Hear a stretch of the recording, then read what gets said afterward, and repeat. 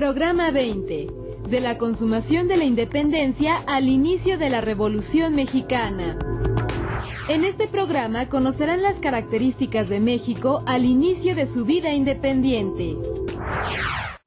En 1821, consumada la independencia, muchas personas adoptaron una actitud optimista, pues consideraban que el territorio mexicano poseía una gran riqueza y que solo se necesitaba un buen sistema de gobierno para lograr la prosperidad de todos sus habitantes. Sin embargo, el panorama político y económico de México era desalentador. Durante las primeras décadas de vida independiente, se adoptaron diversas formas de gobierno, pero todas ellas enfrentaron graves problemas. La inestabilidad se apoderó del país debido a los constantes conflictos armados y a la instauración de numerosos gobiernos. México inició su vida independiente en bancarrota. El sistema para el cobro de impuestos era ineficiente y se disponía de pocos recursos para afrontar los compromisos más apremiantes, como el pago de sueldos a burócratas y miembros del ejército.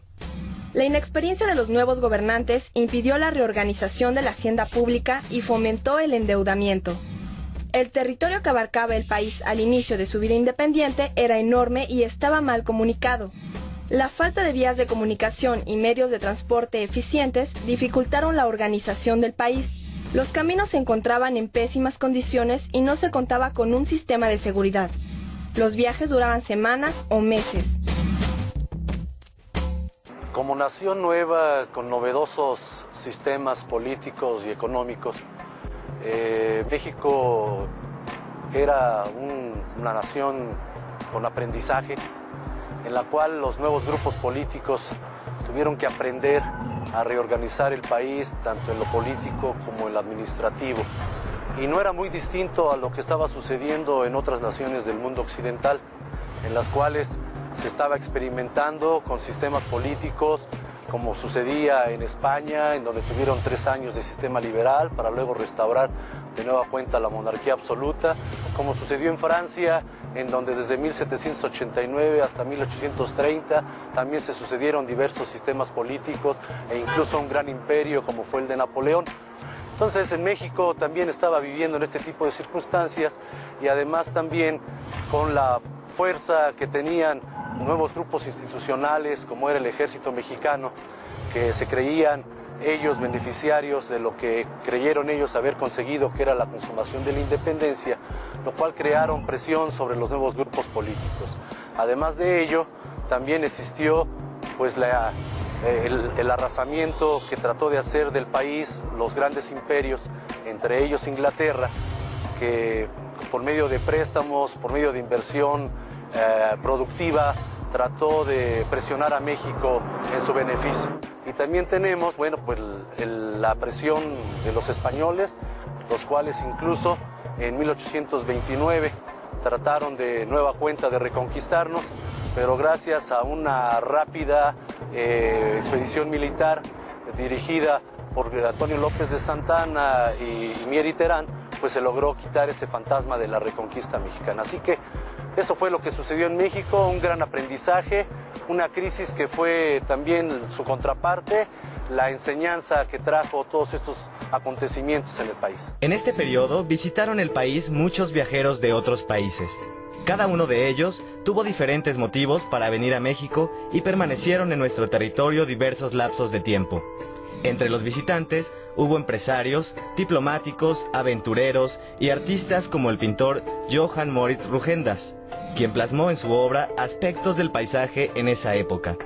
Otros, como el diplomático inglés Henry George Ward, dejó por escrito sus impresiones del panorama político mexicano. Las obras de estos personajes representan un invaluable legado que nos permite conocer diversos aspectos de los mexicanos de aquel tiempo. Una de las principales riquezas de estos libros e imágenes son las descripciones de los diferentes sectores de la sociedad y las costumbres del país.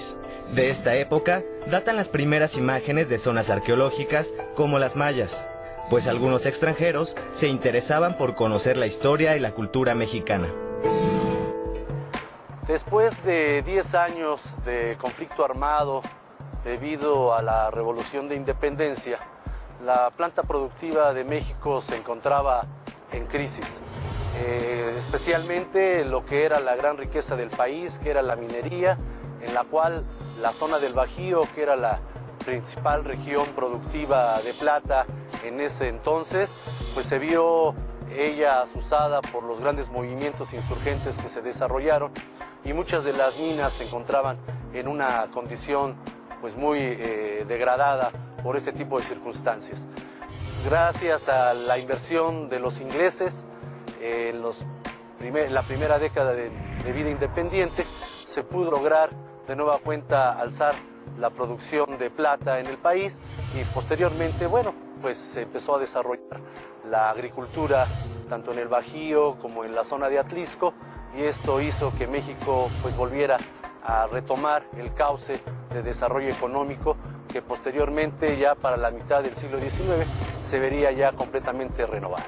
En lo que se refiere a lo social, los grupos que se vieron principalmente afectados pues fueron estos pueblos campesinos, estas comunidades, los que se vieron más afectados precisamente por la irrupción del liberalismo, por medio del cual se quiso transformar sus formas de propiedad y de organización política.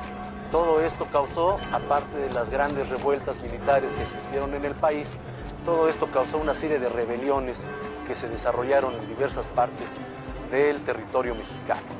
Una de las principales de ellas fueron las rebeliones de los pueblos yaquis, los cuales desde 1824 hasta las finales del Porfiriato estuvieron constantemente ellos en rebeldía y tratando de defender sus formas comunales de propiedad, así como también sus formas de organización política. Así que el sistema liberal que se implantó en México en este momento, a quien más afectó fue a los pueblos campesinos, a los pueblos indígenas del país. La sociedad del México independiente conservó costumbres y tradiciones de los periodos prehispánico y colonial, como la comida o algunas festividades. Podemos conocer algunas de ellas a través de libros como La vida en México, de la marquesa Calderón de la Barca, quien al ser la esposa del primer embajador español en México, vivió en nuestro país entre 1839 y 1842. Este libro está integrado por diversas cartas que la marquesa envió a sus amigos y familiares en Europa, y en las que plasmó sus impresiones sobre nuestro país. En una de ellas escribió: Hay en México diversidad de gritos callejeros que empiezan al amanecer y continúan hasta la noche, proferidos por centenares de voces discordantes, imposibles de entender al principio. ¡Ay, carbón, señor! ¡Lleve su carbón! ¡Pásale, lleve carbón! ¡Lleve su señor! ¿Quién quiere petates de la Puebla? Petates de 5 varas, pásale, lleve sus petates de Puebla. Y a medida que pasa la noche, se van apagando las voces para volver a empezar de nuevo, a la mañana siguiente con igual entusiasmo. 5 varas, pásale, lleve sus petates. Como sociedad pluricultural que era México en la consumación de la independencia y como lo es ahora, el proceso de la identidad nacional fue una construcción que fue realizada por diversos agentes, entre ellos el Estado mexicano, por medio de dos factores muy importantes. Uno de ellos fue crear un pasado común entre todos los mexicanos, y el otro, crear una serie de símbolos en los cuales se identificara toda la nación. De estos, el escudo nacional y la bandera fueron los dos elementos identitarios por medio de los cuales se trató de forjar a este país. Pero fue una tarea muy difícil. Bien podríamos decir que en este momento no había una identidad nacional, ya que los diversos grupos indígenas, los diversos grupos sociales, pues más que pensar en una identidad, buscaban en tratar de fortalecer sus mejores condiciones de vida que ellos tenían. La construcción de la identidad nacional fue todo un proceso que se desarrolló en el país y que podríamos decir que culminó hasta mediados del siglo XX, gracias a un elemento, a una institución muy importante como fue la escuela pública. En la escuela pública, por medio de ceremonias cívicas, por medio de las narraciones de los profesores, se fue creando esta identidad nacional. México enfrentó numerosos problemas durante las primeras décadas de vida independiente. Se instauraron distintas formas de gobierno, pero no se resolvieron los problemas nacionales. La falta de experiencia caracterizaba tanto a gobernantes como a ciudadanos. Las actividades productivas prácticamente se paralizaron en muchas regiones del país. México se fue construyendo a través de diversas crisis políticas, económicas, sociales, y fue consolidando un sistema político en el que fueron atravesando diversas etapas, como fue la federalista, como fue la centralista, intentos de dictadura militar que se desarrollaron, imperios tanto nacionales como extranjeros, y que al final de cuentas, gracias al desarrollo y al aprendizaje que tuvieron los grupos políticos en aquel entonces, para 1867, es decir, después de un tramo de casi 50 años, se logró consolidar un sistema republicano liberal en México.